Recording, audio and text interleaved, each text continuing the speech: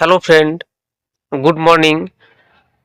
তো আজ বহু প্রতীক্ষিত এসএসসি এসএলএসটি একাদশ দ্বাদশের ফাইনাল মেধা তালিকা প্রকাশিত হতে চলেছে সন্ধ্যের পর। তো এই বিষয়ে আমরা বিস্তারিত আসব। পাশাপাশি ডাব্লিউবিএসএসসি গ্রুপ সি এবং ডি কর্মী নিয়োগের পরীক্ষার দিনক্ষণ ঘোষিত হয়ে গেল, এমনটাই এসএসসি সূত্রে খবর।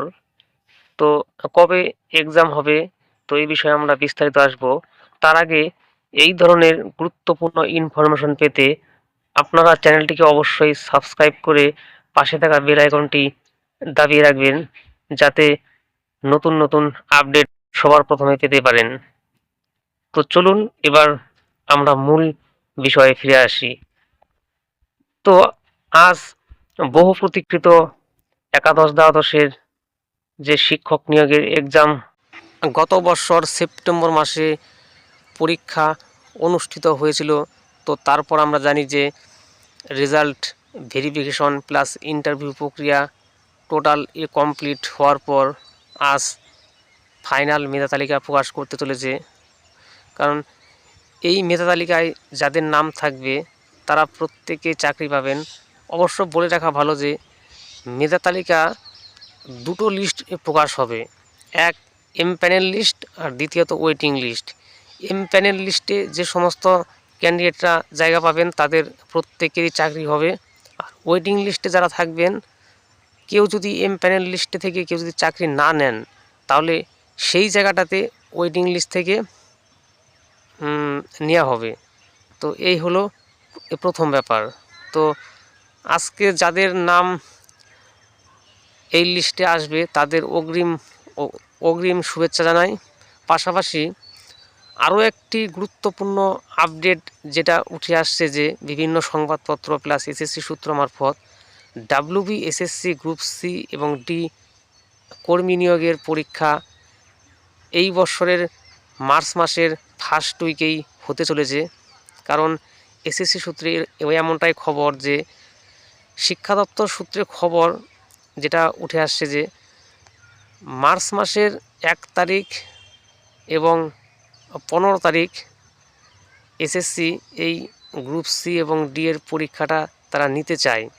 তো তো এমনই তারা প্রস্তাব নবান্নে পাঠিয়েছে। কারণ এসএসসি মনে করছে যে যেহেতু মার্চ মাসের 3-4 তারিখ দোল ও হোলি উৎসব আছে, তাই তারা পরীক্ষাটা কিছুদিন ব্যবধানে তারা রাখতে চায়, মানে গ্রুপ সি এবং ডি এর। তাই তারা 1 তারিখ এবং 15 তারিখ মার্চের করে। কিন্তু নবান্নের প্রশাসনিক কর্তাদের দাবি যে ফেব্রুয়ারি মাসেই বিধানসভা ভোটের দিনক্ষণ ঘোষণা হয়ে যেতে পারে। কারণ এর আগে এই রাজ্যে 8 দফাতে যে ভোট হওয়ার নজির আছে সেটাও তারা মাথায় রাখছে। তো সেই দিকটা পর্যালোচনা করে, প্লাস যে সমস্ত স্কুল কলেজগুলোতে এক্সাম হবে সেখানে সেন্ট্রাল বাহিনীরও একটা থাকার ব্যাপার আছে। তো এই সমস্ত দিক ভাবনা চিন্তা করে নবান্ন থেকে এসএসসিকে এই পরীক্ষাটা যাতে আরেকটু আগে নিয়ে আসা যায়, সেটাই নবান্ন চাইছে। তো সেক্ষেত্রে এসএসসি মার্চের 1 তারিখ এবং 8 তারিখ এই দুটো ডেটে তারা কিন্তু পরীক্ষাটা নিতে চলেছে, এমনটাই কিন্তু সূত্রের খবর। তো এইভাবেই তারা প্রস্তুতি আগাচ্ছে।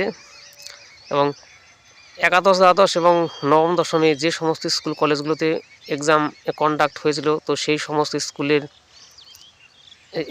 স্কুলগুলোকে প্রস্তুতি থাকতে বলা হয়েছে, যাতে যে কোনো সময় পরীক্ষার এক্সামের দিনক্ষণ ঘোষণা হয়ে যেতে পারে। তো এটা একটা ভালো খবর যে গ্রুপ সি গ্রুপ ডি বিধানসভা ভোটের আগেই কমপ্লিট হয়ে যাচ্ছে।